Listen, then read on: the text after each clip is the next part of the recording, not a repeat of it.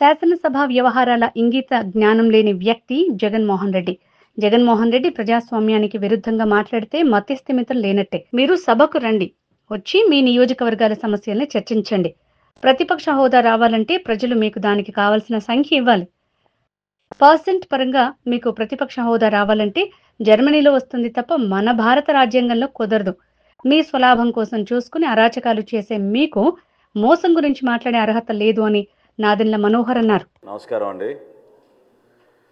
శాసనసభ నియమావళికి వ్యతిరేకంగా, సభ సాంప్రదాయాలు మర్యాదలకు వ్యతిరేకంగా, అక్కడ ఉన్న నిబంధనలకు వ్యతిరేకంగా కనీసం ఇంకిత జ్ఞానం లేని వ్యక్తి జగన్మోహన్ రెడ్డి గారు. ప్రతిపక్ష నేత హోదా కావాలి అని ఆయన డిమాండ్ చేయడం అనేది ఎంత హాస్యాస్పదమో ఈరోజు గౌరవ సభాపతి గారు ఆయన ఇచ్చిన రూలింగ్లో రాష్ట్ర ప్రజలందరికీ కూడా అర్థమయ్యే విధంగా చాలా చక్కగా తీర్పిచ్చారు. ఆ రూలింగ్తో పాటు జనసేన నుంచి మేము డిమాండ్ చేశాం, ఖచ్చితంగా దీనిపైన ఒక చర్చ జరగాలి, కమిటీ ఆన్ ప్రివిలేజెస్కి ఇది రెఫర్ చేయాలి. ఎందుకంటే సభాపతి గారు హౌస్ కస్టోడియన్.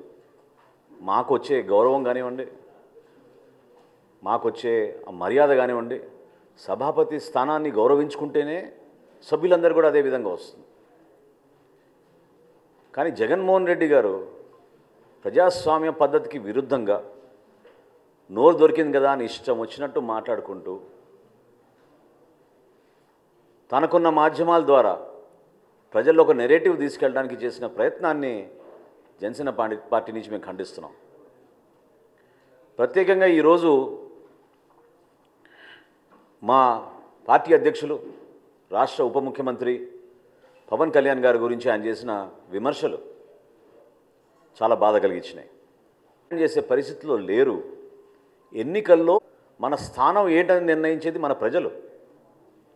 వై నాట్ 175 అని ఎగిరిన మనిషి 11కి పడిపోతే మతిస్థిమితం పోయినట్టుంది. ఆయనకు అర్థం కావడం లేదు. పవన్ కళ్యాణ్ గారు ఆ రోజు ఏం చెప్పారంటే, leader of opposition is a status, is a post. దాన్ని మీరు డిమాండ్ చేయలేరు. ఈ 5 సంవత్సరాలు దాని గురించి మర్చిపోండి. మీరు శాసనసభకు వచ్చి చర్చల్లో పాల్గొని ప్రజా సమస్యలపైన మీరు మాట్లాడండి అనే అంశం పైన ఆయన మాట్లాడినప్పుడు ఒక విలేకరి మరి వైఎస్ఆర్సీపీకి 39% ఓట్ షేర్ వచ్చిందని డిమాండ్ చేస్తున్నారు అన్నప్పుడు అది మన భారతదేశంలో లేదు, మన సాంప్రదాయాల్లో లేదు. అది జర్మనీ లాంటి దేశంలో ప్రపోర్షనల్ ఓట్ షేర్ ఉన్నప్పుడు వాళ్ళకి పరిపాలనలోనూ ఆ ప్రజాస్వామ్య పద్ధతుల్లోనూ అవకాశం ఉంటుంది. కాబట్టి నిజంగా మీరు అది కోరుకుంటే జర్మనీకి వెళ్ళి పోటీ చేయమని చెప్పారు. ఏం మాట్లాడుతున్నాడు ఆయన అసలు ఈ రోజున? అసలు బేసికల్గా వైఎస్ఆర్సీపీ గతంలోనే మేము చెప్పాం, జనసేన పార్టీ నుంచి తాడు బొంగరం లేని పార్టీ ఇది. ఈ రోజుకి వాళ్ళకి సభ్యత్వం లేదు. లైఫ్ టైం ప్రెసిడెంట్గా ఆయన తీర్మానం చేసుకున్నాడు.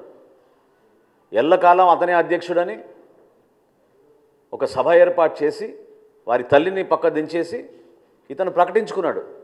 ఎలక్షన్ కమిషన్ ఆఫ్ ఇండియా దాన్ని ఖండించింది. అటువంటి సిస్టమే లేదు, అటువంటి ప్రొసీజరే లేదు, మీరు ఎట్లా డిసైడ్ చేసుకుంటారు మీ పార్టీ ప్రెసిడెంట్ ఎవరు, అది ఆ విధానం కాదని ఆ రోజు చురకలు వేసింది. అందుకనే అంటున్నాను నేను, ఇంకిత జ్ఞానం లేని వ్యక్తి,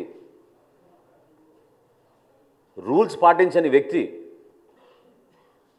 తన సొంత వైఎస్ఆర్సీపీ పార్టీకి సభ్యత్వం లేదు. ఈరోజు వారి పార్టీ అధ్యక్షుడు ఎవరో కూడా వాళ్ళు తేల్చుకోలేని పరిస్థితుల్లో వాళ్ళు జనసేన పార్టీ పైన, మా పార్టీ అధ్యక్షుడు పవన్ కళ్యాణ్ గారి పైన చేస్తున్న వ్యాఖ్యలు నిజంగా చాలా విచిత్రంగా అనిపిస్తున్నాయి.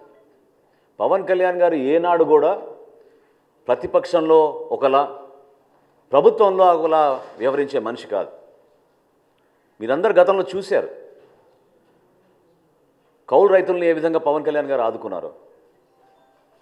ఆత్మహత్యలు విపరీతంగా పెరిగిపోతుంటే జగన్మోహన్ రెడ్డి గారి పరిపాలనలో ఆయన స్వయంగా 5 కోట్ల రూపాయలు విరాళం ఆ రోజు ప్రకటించి రాష్ట్ర వ్యాప్తంగా మేము కౌలు రైతు భరోసా సభలు నిర్వహించి జిల్లాల్లో చివరికి నీ సొంత పులివెందుల నియోజకవర్గంలో 24 మందికి ₹1,00,000 చొప్పున పవన్ కళ్యాణ్ గారు అందించారు. నువ్వా మాట్లాడేది ఆయన గురించి? ఏనాడైనా నీ ప్రజా జీవితంలో ₹1 అయినా నువ్వు ఇచ్చావా? ఒక దాతగా నిలబడ్డావా? ఎవరన్నా ఆదుకున్నావా? ఎన్ని వేల మందికి పవన్ కళ్యాణ్ గారు తన సొంత నిధులు అందించి కార్యక్రమాలు చేసుకుంటూ వచ్చారు. ఎందుకు అంత విపరీతమైన ఆలోచన? ఎందుకు మీరు ఈ రోజున యువత గురించి మాట్లాడుతున్నాడు? ఆయన 44 లక్షల మందికి ఆయన ఉద్యోగాలు ఇచ్చాడంట. మరి వాలంటీర్స్ని ఏ విధంగా నిలబెట్టిన నువ్వు మోసం చేసావు, ముంచావు? చెప్పా చేయకుండా కనీసం వాలంటీర్స్ వాళ్ళ టర్మ్ ఎక్స్టెండ్ కూడా చేయకుండా ఎన్నికలప్పుడు నువ్వు చేసిన వాగ్దానాలు ఏంటి? వాలంటీర్స్కి మార్చిలోనే జియో ఎక్స్పైర్ అయిపోయింది, కనీసం జియోని కూడా నువ్వు ఎక్స్టెండ్ చేయలేదే. వాళ్ళ సంఖ్య కలుపుకొని నువ్వు 44 లక్షల మందికి నువ్వు ఉద్యోగాలు ఇచ్చావంటే యువత నమ్ముతారా? నిన్న ఇచ్చారు అద్భుతమైన తీర్పు ఆ యువత.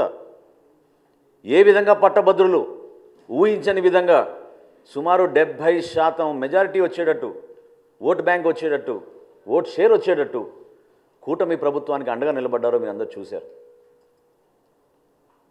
ఒక ఆర్థిక విధ్వంసం సృష్టించిన మనిషి స్వలాభం కోసం, సొంత ఆస్తుల కోసం గతంలో వాళ్ళ తండ్రి గారు ఉన్నప్పుడు కూడా అదే విధంగా ఉపయోగించుకుని తన 5 సంవత్సరాల పరిపాలన కూడా అదే విధంగా చేశారు. అసలు సూపర్ 6 గురించి నీకు మాట్లాడే అర్హత ఏదైనా అడుగుతున్నాను నేను. దీపావళి రోజు ఇచ్చాపురంలో రాష్ట్ర వ్యాప్తంగా ఉచితంగా 3 గ్యాస్ సిలిండర్లు మేము పంపిణీ చేస్తామని సూపర్ 6లో ఇచ్చిన వాగ్దానానికి అనుగుణంగా సిద్ధమైతే ఎంత దుష్ప్రచారం చేశారు? ఎన్నిసార్లు మీరు వార్తలు రాయిపించారు?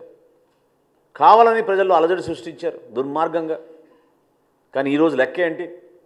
94,32,000 మందికి ఈరోజు గ్యాస్ సిలిండర్లు ఉచితంగా అందించాం. అద్భుతమైన కార్యక్రమం ప్రజల్లోకి తీసుకెళ్తున్నాం. నీలాగా మోసం చేసే కార్యక్రమం కాదు. ఎక్కడో బటన్ నొక్కేసాం అంటే నిజంగానే బటన్ ఎవరికి నొప్పారో, ఎవరికి అందించారో అనేది దీనిపైన చాలా ఆశ్చర్యకరంగా ఉంది.